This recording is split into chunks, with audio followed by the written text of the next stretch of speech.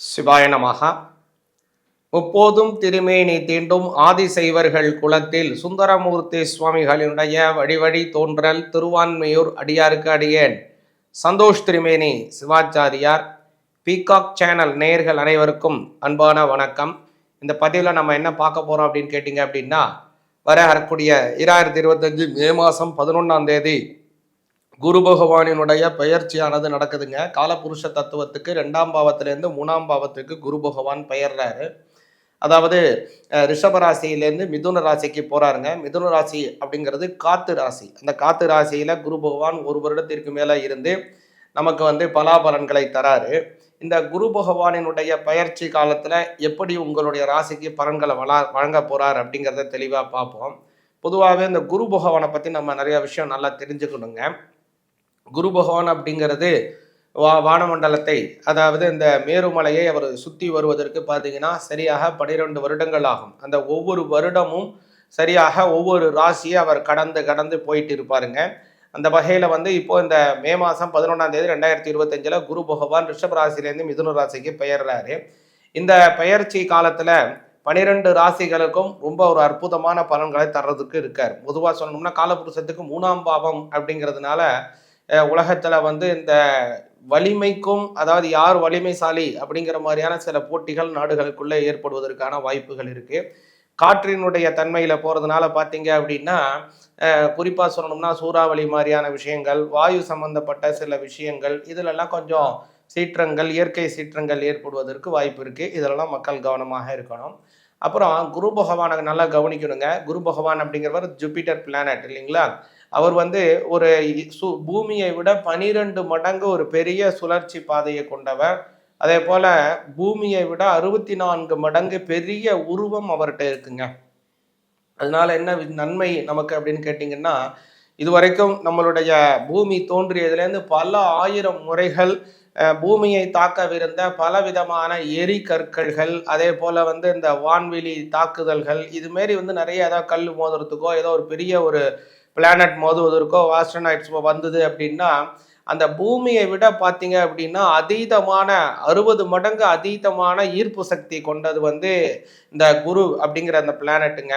அதனால பூமியை சுற்றி அது இருக்கிறதுனால பூமிக்கு ஒரு பெரிய பாதுகாப்பாக இருக்குது. அதனால பூமியை தாக்க வரக்கூடிய பல விஷயங்களை குரு பகவான் தன்னகத்தை இழுத்து காப்பாற்றியிருக்காருங்க. அதனால ரொம்ப ஒரு பெரிய ஒரு ஆற்றல் கொண்டவர், வலிமை கொண்டவர் அப்படின்னு சொல்லலாம் குரு பகவானை. அதே போல அந்த குருவினுடைய கிரகத்தினுடைய ஒளி தன்மை நம்ம பூமி மீது படக்கூடிய சமயத்துல பார்த்தீங்கன்னா அதீதமான பல நல்ல விஷயங்கள் ஏற்படுவதற்கு நிறைய இருக்குங்க. அது பேர் குருவினுடைய அஸ்தமன காலத்துல பார்த்தீங்க அப்படின்னா பலவிதமான மாற்றங்கள், சில சிக்கல்கள் நம்ம பூமியில ஏற்படுது. அதே போல குரு பகவானுடைய வக்ர காலம், அந்த சமயத்துல பல நன்மைகள் ஏற்படுது. அதனால தான் இந்த முன்னோர்கள் எல்லாம் என்ன பண்றாங்க அப்படின்னா, அவருடைய தன்மையில என்னென்ன மாற்றங்கள் ஏற்படுது அப்படிங்கிறத பல ஆயிரம் வருடங்கள் அதை ஆராய்ச்சி பண்ணி அவருடைய தன்மை என்ன இருக்கு, அதனால இந்த சமயத்துல போனா நம்மளுடைய பாவத்துல போனா அவருக்கு என்ன நன்மையை கொடுப்பார் அப்படிங்கிறத ஒரு பொக்கிஷமாக கொடுத்தது தான் இந்த குரு பயிற்சி பலன்கள் அப்படிங்கிறது. அந்த வகையில் உங்கள் ராசிக்கு இப்போ அந்த குரு பகவானுடைய பெயர்ச்சி காலம் அப்படிங்கிறது என்ன பலன்களை வழங்குதுங்கிறத விரிவாக பார்ப்போங்க. மகர ராசி ஆகிய உங்களுக்கு இந்த குருவினுடைய பெயர்ச்சி என்ன பலன்களை வழங்குது அப்படிங்கிறத நல்லா கவனிச்சு கேளுங்க. மகர ராசிக்கு குரு பகவான் 3ஆம் பாவத்திற்கும் 12ஆம் பாவத்திற்கும் உடையவர். பொதுவாகவே மகர ராசிக்கு குரு பகவான் ரொம்ப முக்கியம். எல்லா ராசிக்காரங்களுக்கும் முக்கியம், மகர ராசிக்காரங்களுக்கும் ரொம்ப ரொம்ப முக்கியம். ஏன்னா ஒரு முன்னேற்றம் வேணும், ஒரு நல்ல ஒரு தொழில் முன்னேற்றம் வேணும், நல்ல மாற்றங்கள் வேணும், அதே மாதிரி நல்ல முதலீடுகள் செய்யணும் அப்படின்னா அதற்கு எல்லாம் குரு பகவான் உங்களுக்கு உங்களுடைய ஜாதகத்தில் நல்ல இடத்துல உட்காந்துருக்கணும் மகர ராசிக்காரங்களுக்கு. இப்போ மகர ராசிக்காரங்களுக்கு கோச்சார ரீதியாக இதுவரை 5ஆம் பாவத்தில் இருந்தாரு, இப்போ 6ஆம் பாவத்திற்கு போறார். 6ஆம் பாவம்ங்கிறது மறைவு ஸ்தானம். குரு பகவான் 6, 8, 12 ஆகிய ஸ்தானங்களில் மறைவார். உங்க ராசியிலேருந்து 6ஆம் பாவத்தில் இருந்தால் உங்கள்ட்ட இருந்து மறைஞ்சிருக்கார் அப்படின்னு அர்த்தம். நான் இப்படி நேராக பார்த்து கொண்டு இருக்கேன், என்னோட பின்பக்கத்தில் என்னால் பார்க்க முடியாது இல்லையா? அப்போ எனக்கு பின்னாடி இருக்கக்கூடிய ஒரு நபருக்கு ஏதோ ஒன்று நடந்து கொண்டு இருக்குன்னா என்னால் அதை கவனிக்க முடியாதது எப்படியோ அதே மாதிரி தான். இப்போ குரு பகவானின் மறைவு ஸ்தானத்தில் போகிறாரே அப்படின்னு உங்களுக்கு ஏதாவது பயமா இருக்கலாம். என்னடா மறைஞ்சிட்டாரா, ஆறுல போயிட்டாரா, கஷ்டங்களை கொடுப்பாரா, வருத்தங்களை தருவாரான்னா அது ஒரு பக்கம். இதுல என்ன நன்மைனா 12ஆம் அதிபதி மறைவது நல்லது. அதாவது நமக்கு கெடுதல் பண்ணணும்னு நினைக்கிறவன் அவன் நம்மளுடைய அவன் கண்ணுலேருந்து நம்ம மறைஞ்சி இருக்கோம் அப்படின்னா நமக்கு நல்லது தானே அது. அதனாலதான் என்ன சொல்லுவாங்கன்னா பெரியவங்க, கெட்டவன் கெட்டிடில் கிட்டிடும் ராஜயோகம் அப்படின்னு சொல்லுவாங்க. அது மாதிரி மகர ராசிக்காரங்களுக்கு இப்போ குரு மறைவது நல்லது.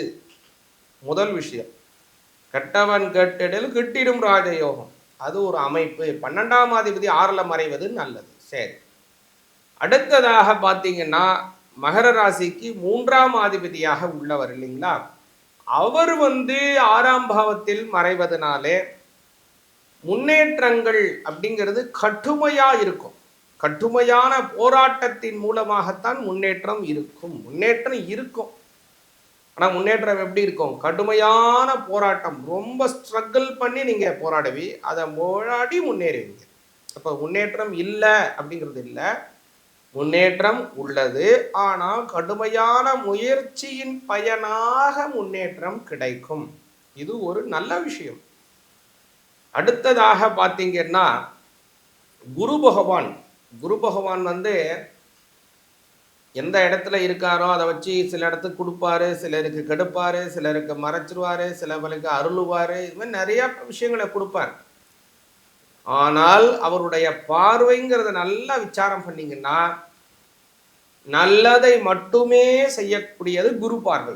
அதனால தான் குரு பார்த்தால் கோடி நன்மை அப்படின்னு பெரியவங்க சொல்லுவாங்க. இந்த குரு பகவான் பார்க்கறத நல்லா கவனிச்சிங்கன்னா இந்த முறை மகர ராசிக்கு அற்புதமான இடங்களை எல்லாம் பார்க்குறாருங்க. முதல்ல குரு பகவானுக்கான முதல் பார்வை, அதாவது எந்த இடத்த முதல்ல அவர் பார்ப்பாருன்னா 7ஆம் பாவத்தை பார்ப்பார். அதற்கு என்ன பேர்னா சமசப்தம பார்வை, நேர் பார்வை. குரு பகவான்ல எல்லா கிரகமும் பார்க்கும், 7ஆம் இடத்தை முதல்ல பார்க்கும். அந்த வகையில குரு பகவானும் பார்க்கிறார். அப்போது மகர ராசிக்கு எந்த இடத்தில் விழுது அப்படின்னா மகர ராசியினுடைய 12ஆம் வீட்டை பார்க்கிறார். 12ஆம் வீடுங்கிறது மறைவு ஸ்தானம், விரயஸ்தானம், வெளிநாடுகள் செல்லக்கூடிய ஸ்தானம், முன்னோர்களை சொத்துக்களை குறிக்கக்கூடிய ஸ்தானம், நீங்கள் கஷ்டப்பட்டு சம்பாதித்த பணத்தை முதலீடு செய்திருக்கக்கூடிய ஸ்தானம். இது எல்லாமே 12ஆம் பாவம். இதுக்கு எல்லாத்துக்கும் காரணகர்த்தா உங்களுக்கு குரு தான்.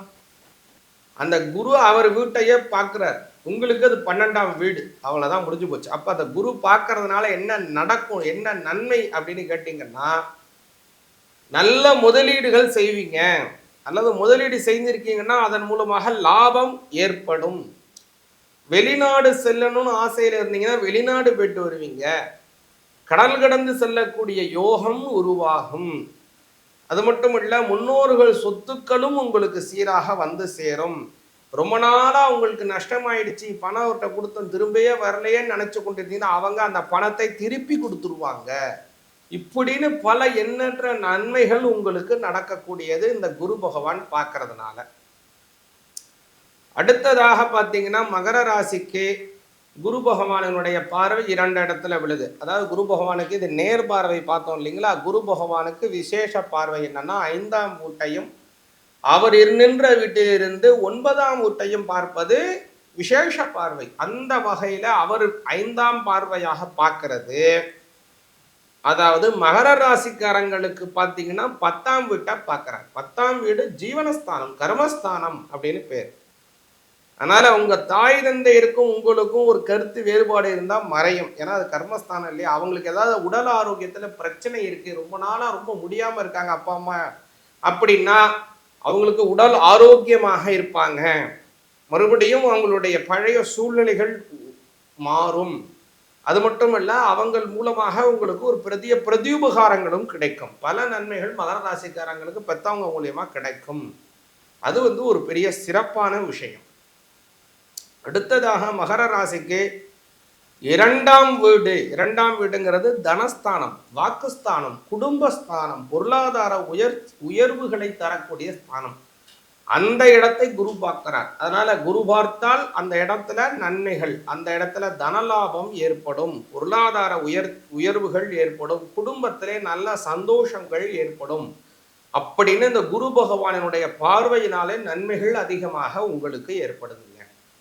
இதுல முக்கியமான விஷயம் என்ன அப்படின்னா, உங்களுக்கு இப்போ 7.5 சனி நடந்துட்டு இருக்கு. 2026 மார்ச் மாதம் 6ஆம் தேதி தான் 7.5 சனி முடியுது. உங்களுக்கு ஒரு நடக்குதே சனி பயிற்சி, நிறைய பேர் பேர் முடிஞ்சிருச்சு அப்படிலாம் சொல்றாங்களேன்னா, இதெல்லாம் திருக்கணிதம்.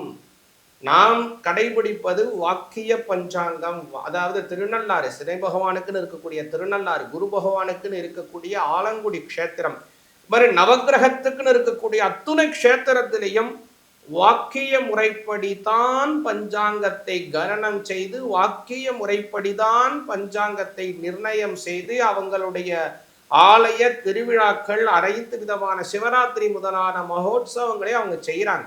அதனால வாக்கிய முறைப்படிதான் நாமளும் சனி பயிற்சியை அனுஷ்டிக்க வேண்டும். அந்த வகையில் சனி பயிற்சி 2026 மார்ச் மாதம் 6ஆம் தேதி தான்.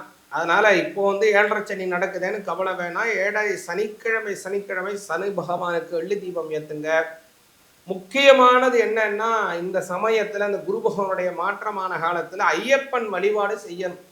மகர ராசிக்காரங்க ஐயப்பன், ஐயனார், சுடலை மாடசாமி, காத்தவராய சாமி, கருப்பண்ணசாமி, சங்கிலி கருப்பன், பேச்சு கருப்பன், இந்த மாதிரி இருக்கக்கூடிய காவல் தெய்வமாக இருக்கக்கூடிய ஆண் தெய்வத்தை வழிபாடு செய்யுங்க. குடும்பத்திலே நல்ல சுபிக்ஷங்கள் ஏற்படட்டும். சிவாய நமக.